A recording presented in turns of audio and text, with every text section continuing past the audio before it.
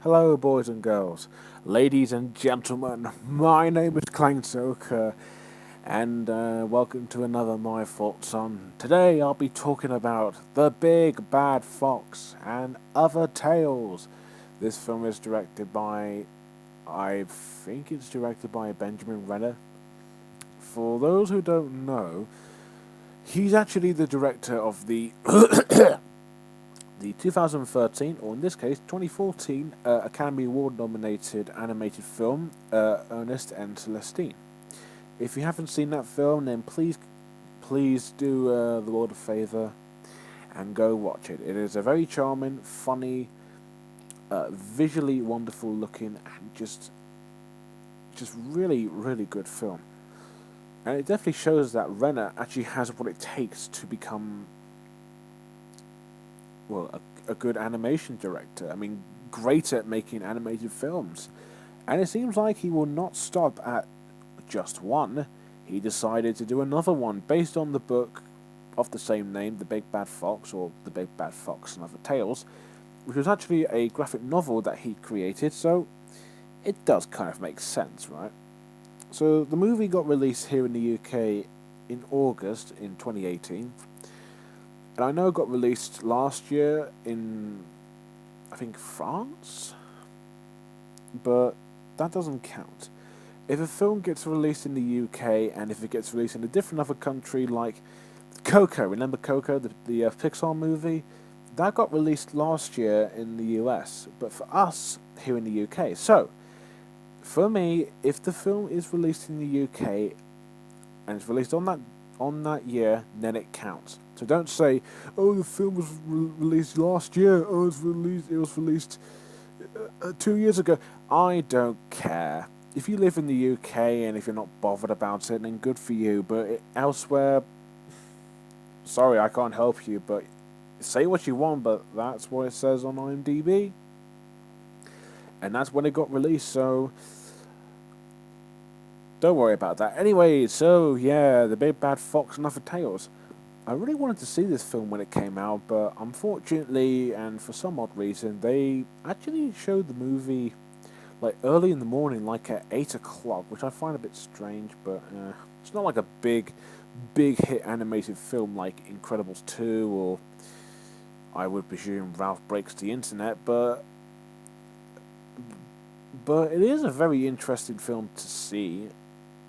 And I know what you think. It's like, oh, it's about some barnyard animals getting up to mischief and all that.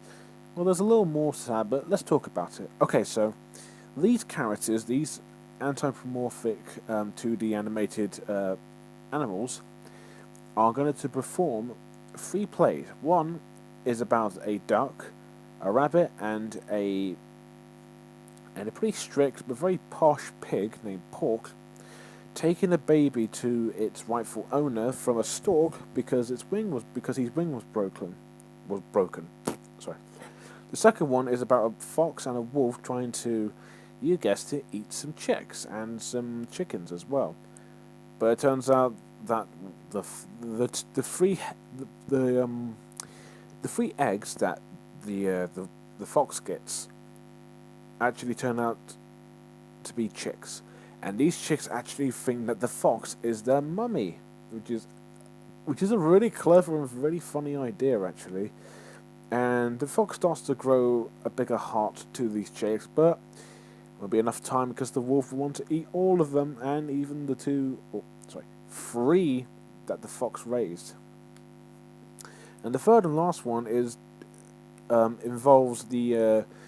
involves duck, rabbit, and pork again, and this time they have to try and save Christmas. So duck gets into a Father Christmas costume, rabbit helps him, and then pork gets involved in the mess. Yes, it does sound pretty straightforward, and there's really not much to it, but look, if you're looking for like a big action film and a film that's going to be it's going to be like amazing, the biggest blockbuster of the year, and you're going to expect like great twists and just be super dumb, super dumb fun, and be, a huge hit. Not Not necessarily. This is actually a film that just wants to be its own thing. And I know I see a lot of films that are kind of its own thing, but they're just. Yes, I mean, as much as I love Black Panther and like A Quiet Place, they're just kind of the same films if you think about it. But Big Bad Fox and the other tales maybe a slightly reminiscent to like the older cartoons, like maybe a couple of the British cartoons. And I'm not just saying that because the film's dub is British, but some of the other cartoons as well. But in execution, it's actually its own thing. It doesn't want to be a big cinematic universe. It doesn't want to plagiarize audiences. It doesn't want to, you know, offend them or get them angry. This is just one of the most harmless piece of fluff films that you could ever see. You can ever see. It's just really harmless. It's really safe, and it's just a big cartoon. And you think something like this wouldn't work in a film, right? Actually, no. This film, I think, works in terms of what Renner was trying to do with his graphic novel, and especially with this film. If you're expecting logic, then this movie will not be for you. This movie is nonsensical and silly. But that's kind of what the film wants to be. This is the same with like Teen Titans Go to the movies and like Captain Underpants, the first epic movie. Don't expect a big budget film or a big action film or a big blockbuster. They're all very goofy and very silly, but that's kind of the point. And this film does it right. Not only is the comedy clever, funny, and surprisingly fast, but you could say it's kind of quotable. I mean, I'm not gonna super remember these quotes, but I just found it kind of funny, and actually, I could see adults actually enjoying the humor here. Sure, it may be childish, but I can see some like teenagers or like grown-ups enjoying the humor because it is very fast and it's very humorous, and it can get a great big laugh. There's not like one joke in the film that didn't fail to make me laugh. They were all amazing and surprisingly appropriate. I mean, sure they do talk about death and not decapitation, maybe a little bit of cannibalism. There are a bit of adult humor as well, but that's not really much to say that this is a adult film. And they do mention about killing off Father Christmas, which is also quite funny. So yeah, I think the humor's good. Is there any like genuine emotion? Yeah, but there isn't much to say about that. Like, especially with the Big Bad Fox, which I think is probably the best one in my opinion. That's the one I think has the most heart, and I think that's probably one that people will probably remember the most. The other two I think are like pleasant to watch, and I think they're really fun, but they're just not as memorably strong. They're silly and funny, but that's just kind of what I like about all them three. They're kind of just their own thing, and you can easily get sucked into the world, and you can enjoy the humor and all that. Okay, yes, this is a very predictable movie, but unlike other films where I easily get bored of a movie and I have to keep guessing what happens next, this movie didn't bore me once. I was actually really enjoying it, and I didn't really care about the predictability. And it's a cartoon, so that doesn't really bother me at all. In fact, it's actually quite charming. This is a really charming movie. Granted, the writing and the plot isn't anything different, but when you think about it as it's silly, but very clever humor, fast energy, decent drama, and good stories, the movie kind of just wants to be what it wants to be. An hour-long cartoon that will entertain both audiences, critics, adults, and especially children. So for that I say, well done filmmakers, at least you knew how to make an actually good kids film for once. Animation. Oh, it's so good to see 2D animation. I mean, it's no Disney and all, but in its different simplistic and very charming style, I think the animation here is nice to look at. It's very experimental, it has a lot of expression, it's very colourful, it's very well drawn and very well designed, and the backgrounds are gorgeous. And and it definitely looks a little similar to the graphic novel. I actually haven't read it because I didn't want any spoilers from the film. But after seeing the film, I think I might read it because I'm interested. Uh, so I'm glad there's other animated films that are going back to stop motion, like Early Man and Isle of Dogs, and there's others like this, Mary and the Witch's Flower, and Breadwinner that's also doing it too. But this movie's not going for like the serious and like dramatic turn that Breadwinner was. This one's a little more sillier, nonsensical, and anthropomorphic. But again, just like the story, you can't help but just enjoy and just love the look of the movie. It's charming. It's so colorful. It's very well designed as well. So don't expect like a Pixar quality level movie, even though the animation is absolutely brilliant and it's very clever as well. And it's like, it, and normally I don't like British stereotypes, but here, especially with like the dogs in the pound in the last story, I think this movie kind of works for how they visually make the dogs. The other characters look great as well. The wolf looks big and menacing. The fox looks charming and whimsical. The pig is shouty and intimidating, kind of, but he's very small. The stork is huge. The hens are all each identifiable. The chickens as well. The small chicks. All the characters look great, and there's also some humans in here too, and they do look great as well.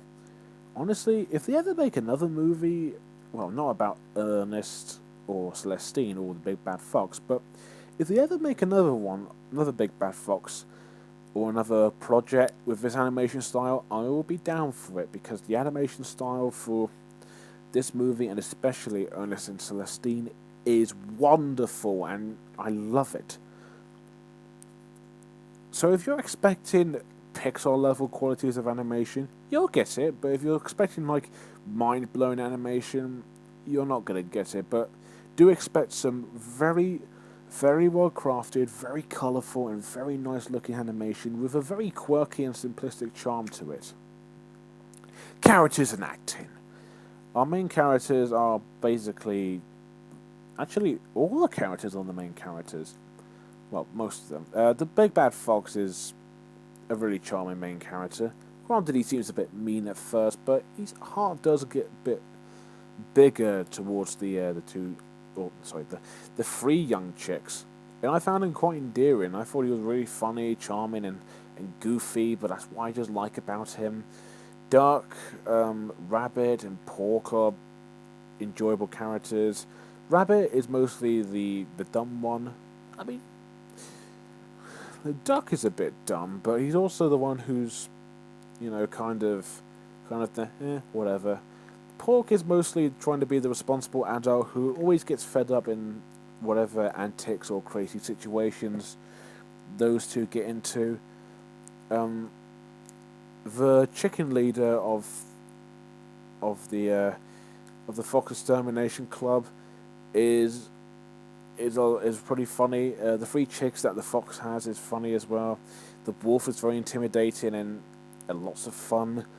The stork is charming.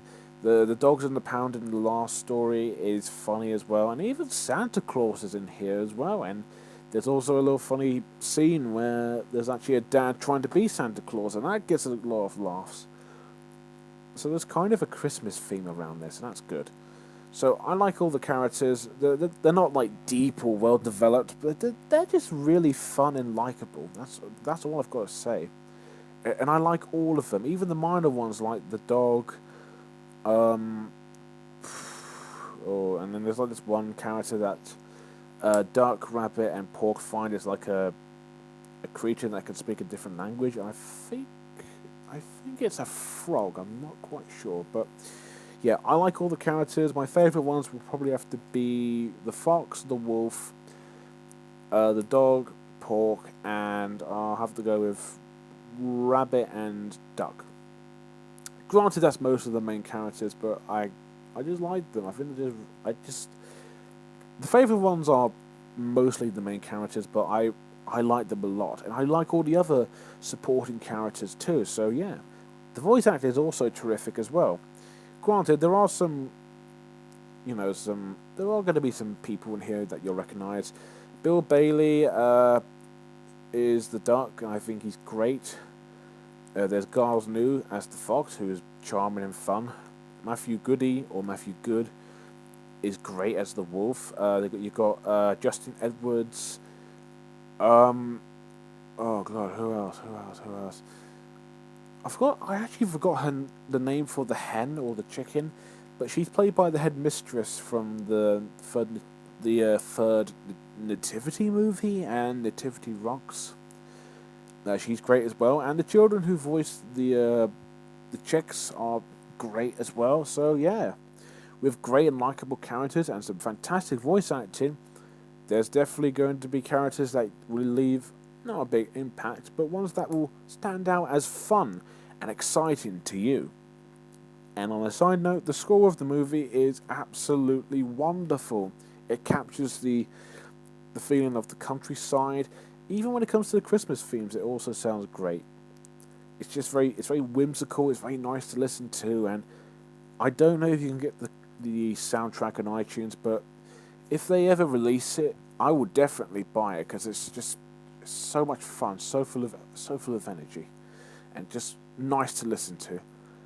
So yeah, The Big Bad Fox and Other Tales I think is a really charming, really fun, super funny and clever animated film.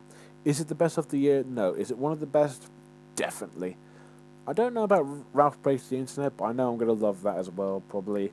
But I think this is one of the best films of the year, with a simplistic and really fun and really clever story, great humor, wonderful animation, really relatable, kinda, and really funny and likable characters, with some fantastic voice acting and a great score.